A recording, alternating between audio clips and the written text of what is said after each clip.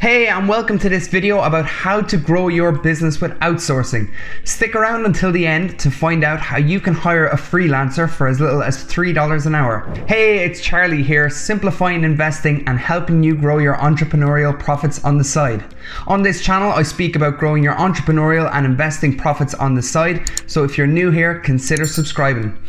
Tell me in the comments as well if you have any questions about outsourcing or if there's something that you outsourced in the past that helped you save a lot of time. So entrepreneurs work a lot of hours. They're very stressed. As well as that then, they're very cash constrained in their new businesses. The cash burn is very high in a new startup company. So as an entrepreneur, you want to limit this as much as possible.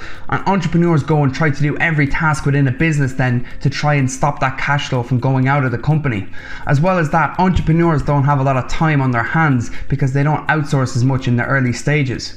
In this video, I want to break it down and show you that outsourcing can be for anyone, whether you're a well-established company, whether you're somebody who's just set up your business, or you're potentially thinking about starting up a company, that you can use outsourcing to help yourself scale your company a lot quicker. As an entrepreneur, you need to automate your business as quickly as possible so it can let you go and work on the things you have a core competency in. If you get bogged down in the menial tasks that are taking a lot of time from you, it won't let you scale your business at a quick rate. The more time you spend on these junior tasks, the more it's going to limit your growth, where you could just outsource it to someone who has the expertise and do it at a cheap enough rate as well, which I will show you later on in the video. It's understandable that entrepreneurs don't have a lot of money, but I do urge you to look at the process I show you later in this video. If you have some sort of cash there, have a look and see if outsourcing could be for you, if it could save you a lot of time and let you go and work on your business and help scale it up at a faster rate. It can be useful to start in every area of your business yourself. So go in and get hands-on experience so that you have an understanding then of what you need from different outsourcers who will come into your company. If you get experience in every area, you'll know the nuts and bolts of your business and how it actually operates. As well as that then, you want to get into a position where you're overseeing everything. So you're almost like a chess player, moving things subtly within the business and overseeing all these different outsourced pieces you have or different contractors you have in the company to let it scale efficiently. If you are overseeing everything, it lets you go and work on your core competency. You can do those high value tasks, the stuff that will move the needle for the business. When you get into this position, you have more autonomy with your company and you're also able to see what parts are functioning well and what parts aren't. So I would say when you're going to look at a freelancer, go and look at getting them on a project basis. You can get them on a project basis or a per hour basis. But when you are starting out initially, a project basis is better because when you're initially explaining something to the contractor that you want them to do, you might not explain it in the best possible way because you're new to it. So because of that, they could spend a lot of time doing it and it could take up a lot of fees then if they're doing it on an hourly basis. There's a lot of different services you can get a freelancer to go and do for you, such as building an email marketing campaign. They can go and design a website for you, or they can make a cover for your ebook that you've made.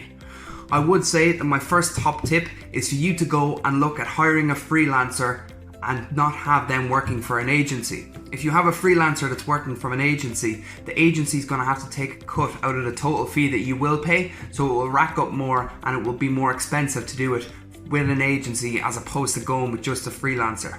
I would say, however, that agencies are better if you're looking to hire contractors for things like a call center. So when you're working with a call center, you'll need these people to be a lot more reliable. If you have an agency there, they'll have other freelancers that they have as backup. So if your one individual freelancer gets sick and you're hiring them by just themselves, you won't have anybody there to come in and support your business in the call center. So it is better in these situations to go and use an agency. The website that I use then is Upwork. Upwork is where you can find different freelancers or you can find agencies to go and do these one-off jobs for you or do them on an ongoing basis. You can find contractors here from all over the world for as low as $4. So you can hire people from Bangladesh, and in Bangladesh the minimum wage over there can be £100 a month. So you can make your pound stretch a lot further if you go and outsource different tasks to these countries in developing economies. By doing this, you will save a lot more and it'll be a lot more time efficient for you to outsource these different projects and to be able to go and work by yourself then. On Upwork, the freelancers have different levels of English, so make sure you have the person with the right skills whenever you are hiring them to do a job for you.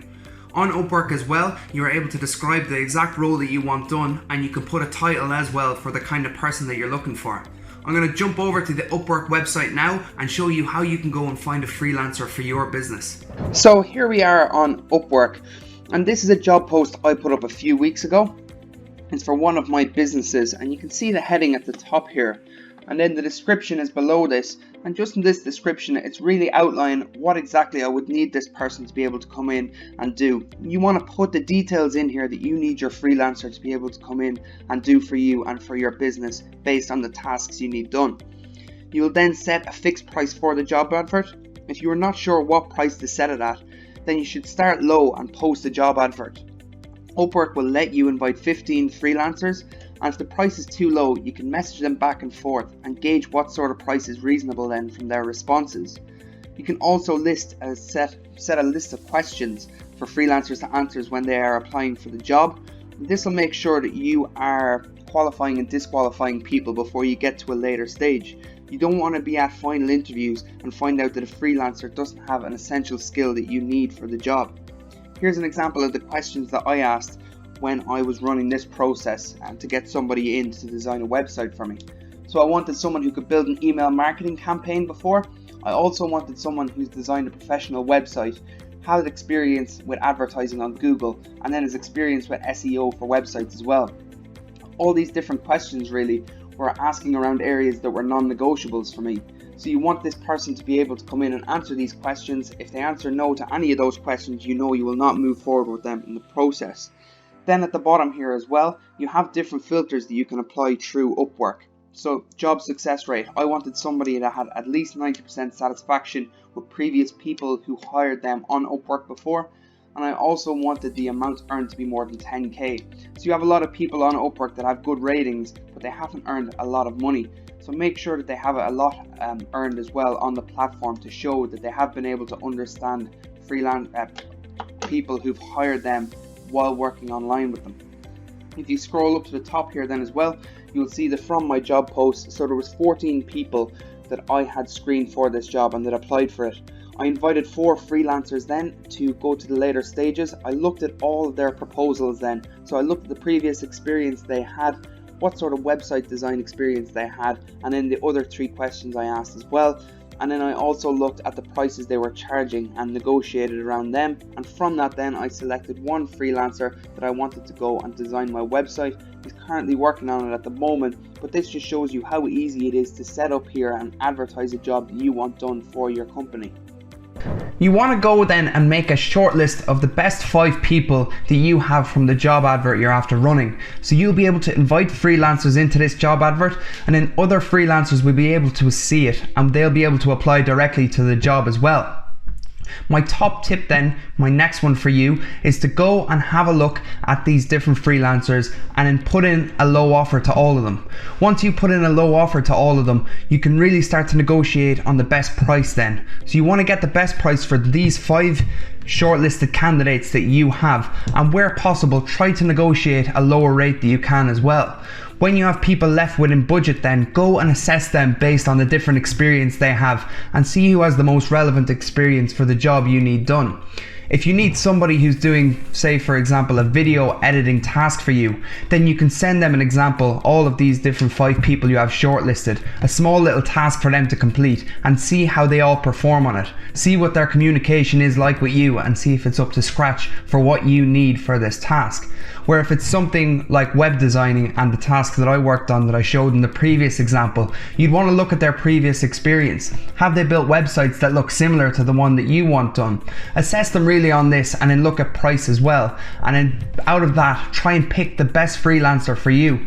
Normally if somebody has better experience but they are a little bit more expensive, I usually go with this person because they are doing this task and it's going to be with your business for a long term. So it's better to fork out in those cases if you can, if it looks like they have much better experience. I'd recommend you to go and read the book The 4-Hour Workweek, as this will really show you how to effectively outsource and to do it for cheap as well. Other websites that they recommend on that you can do for stuff like call centers, for somebody going and doing market research for you, or other different tasks as well that might not be covered in Upwork. An example then of the stuff that I outsource. So my ebook that I have on Amazon, I outsourced the cover for that to somebody, and they did it for me for a much cheaper rate and much quicker than I could have done myself. As well as that then, I got somebody to do the sales description for me and the SEO terms as well, someone who is real accomplished at that. This video that you're watching right now has been outsourced to the Philippines, so a video editor down there is able to work on this for me. I don't have any video editing experience, so it's much easier to give it to somebody who is skilled in that area to go and work on it for me. And then as well as that, the company that I'm working on at the moment, a CV and interview preparation service, where I've outsourced the website designing down to India for that. Now finally, how to decide whether to outsource a task or not. So let's say, for example, you're in your job and you make £15 an hour. Then you want to build an email marketing campaign. You assess all the different options and things you have to do to build this email marketing campaign and find out that it'll take you 20 hours in total. If you make £15 an hour and this will take you 20 hours in total, then you are sacrificing £300 there. Say you go onto Upwork then and you're able to find somebody who can build this email marketing campaign for you for £270. Well, if you could make £300 in that time and this would only cost $270, you will have a profit there of £30 by outsourcing this activity. If you do that as well, then you're giving it to somebody who's more skilled in that area, and it lets you work on the things you have a specialty in. Let's say, for example, then that you wanted to go and do this, but then the email marketing campaign would actually cost you £350. So in that time you'd be able to make £300. Well, then you're going to be at a loss of £50 by not going and learning how to build that email marketing campaign yourself. So in this case then, it would be better to go and do that task instead of outsourcing it. And what if you had it that it cost £300 to pay to get this email marketing campaign outsourced and you were making £300 as well?